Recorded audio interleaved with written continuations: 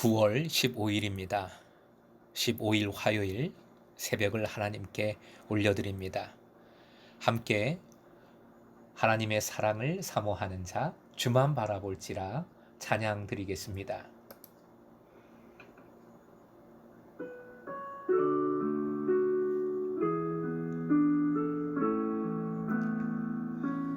하나님의 사랑을 사모하는 자, 하나님의 평안을 바라보는 자, 너의 모든 것 창조하신 우리 주님이 너를 얼마나 사랑하시는지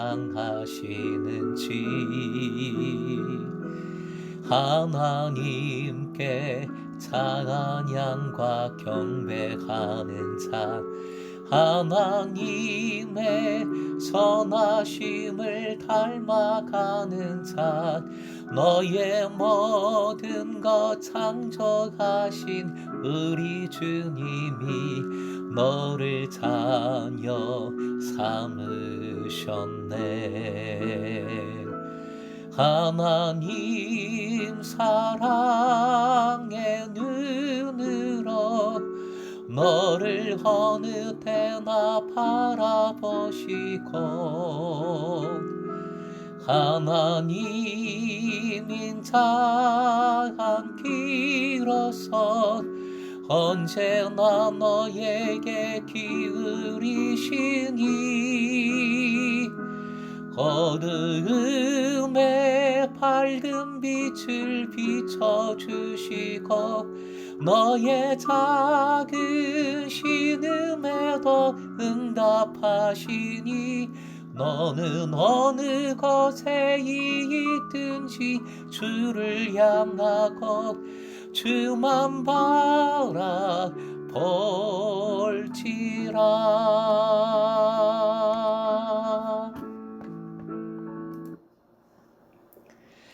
오늘 허락하신 하나님 말씀은 예레미야 32장 1절에서 15절까지 생명의 삶으로 90쪽입니다.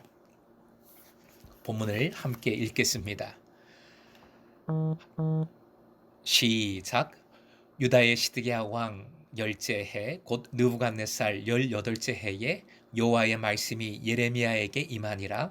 그때에 바빌론 군대는 예루살렘을 에워싸고 선지자 예레미야는 유다의 왕의 궁중에 있는 시위대 뜰에 갇혔으니 이는 그가 예언하기를 여호와의 말씀에 보라, 내가 이 성을 바벨론 왕의 손에 넘기리니 그가 차지할 것이며 유다 왕 시드기야는 갈대아인의 손에서 벗어나지 못하고 반드시 바벨론 왕의 손에 넘겨진 바 되리니 입이 입을 대하여 말하고 눈이 서로 볼 것이며 그가 시드기야를 바빌론으로 끌어가리니 시드기야는 내가 돌볼 때까지 거기에 있으리라.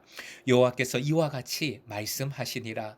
너희가 갈대아인과 싸울지라도 승리하지 못하리라 하셨다 하였더니 유다 왕 시드기야가 이르되 내가 어찌하여 이같이 예언하였느냐 하고 그를 가두었음이었더라. 예레미야가 이르되 여호와의 말씀이 내게 임하였느니라. 이르시기를 보라, 내 숙부 샬룸의 아들 하나멜이 내게 와서 말하기를 너는 아나돗에 있는 내 밭을 사라, 이 기업을 물을 권리가 내게 있느니라 하리라 하시더니 여호와의 말씀과 같이 나의 숙부의 아들 하나멜이 시드의 안 나에게 와서 이르되 청하노니 너는 베냐민 땅 아나돗에 있는 나의 밭을 사라, 기업의 상속권이 내게 있고 물을 권리가 내게 있으니 너를 위하여 사라 하는지라. 내가 이것이 여호와의 말씀인 줄 알았으므로 내 숙부의 아들 하나멜의 아나돗에 있는 밭을 사는데 은 70세겔을 달아주되 증서를 써서 봉인하고 증인을 세우고 은을 저울에 달아주고 법과 규례대로 봉인하고 봉인하지 아니한 매매 증서를 내가 가지고 나의 숙부의 아들 하나멜과 매매 증서에 인친 증인 앞과 시대 뜰에 앉아있는 유다 모든 사람들 앞에서 그 매매 증서를 마샤의 손자 네리야의 아들 바룩에게 붙이며 그들의 앞에서 바룩에게 명하여 이르되 만군의 여호와 이스라엘의 하나님께서 이와 같이 말씀하시기를 너는 이 증서 곧 봉인하고 봉인하지 않은 매매 증서를 가지고 토기에 담아 오랫동안 보존하게 하라.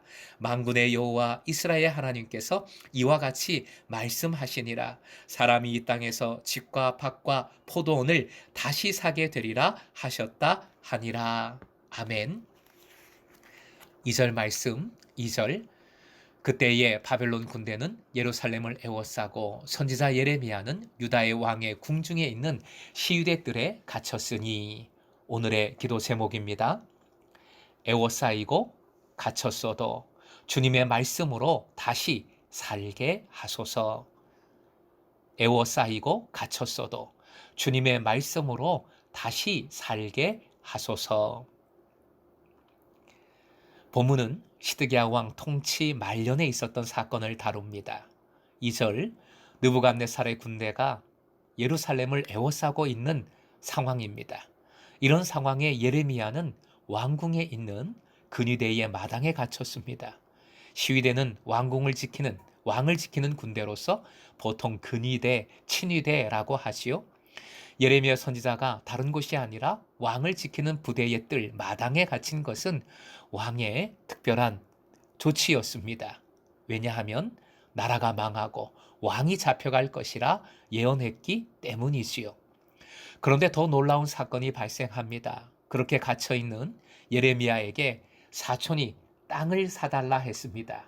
정확히 이 상황을 살펴보면 예레미야가 사촌의 땅을 일단 기업물을 자로서 대신 사주어 그 소유권을 지켜주었는데 사촌이 그 땅을 다시 예레미야에게 팔게 된 것입니다. 예레미야는 이를 하나님의 뜻으로 알고 순종했습니다. 당시의 사람들에게는 이것이 큰 구경거리가 되었을 것입니다. 갇힌 자가, 그것도 나라가 망하고 왕이 잡혀간다고 하는 자가 자신들을 증인 삼아 땅을 사고 있으니 온통 비웃음거리였을 겁니다. 그러나 예레미야의 행동은 하나님의 시청각 교육이었습니다. 당시의 매매 증서는 두루마기 형태인데 반은 봉인하고 반은 펼쳐서 내용을 확인하게끔 했습니다. 그래서 14절 봉인하고 봉인하지 않은 매매 증서라는 표현이 나오고 있는 것이지요. 이 두루마리 증서를 토기에 담아 오랫동안 보관하라 했습니다. 이는 당장은 보호해야 하고 후에는 사용할 때가 온다는 것이지요. 이것을 15절 말씀에 정확히 표현하고 있습니다. 따라해 주십시오. 다시 사게 되리라. 한 번 더요. 다시 사게 되리라. 즉 지금은 망하는 것 같지만 반드시 회복되어 다시 땅을 매매할 날이 올 것이기 때문이라 말씀해 주고 계시는 것입니다. 예레미야는 우겨쌈을 당한 상황입니다. 에워싸이고 또 갇힌 몸이었습니다. 겹겹이 올가매는 고난의 줄에 묶여있는 형국입니다. 그런데 그 어려운 때에 1절 표현 중에 따라해 주십시오. 여호와의 말씀이 예레미야에게 임하니라. 여호와의 말씀이 예레미야에게 임했습니다. 그 고통받는 하나님의 사람에게 말씀이 임했습니다. 말씀해 주셨습니다. 그리고 말씀을 통해 희망을 보게 하셨습니다.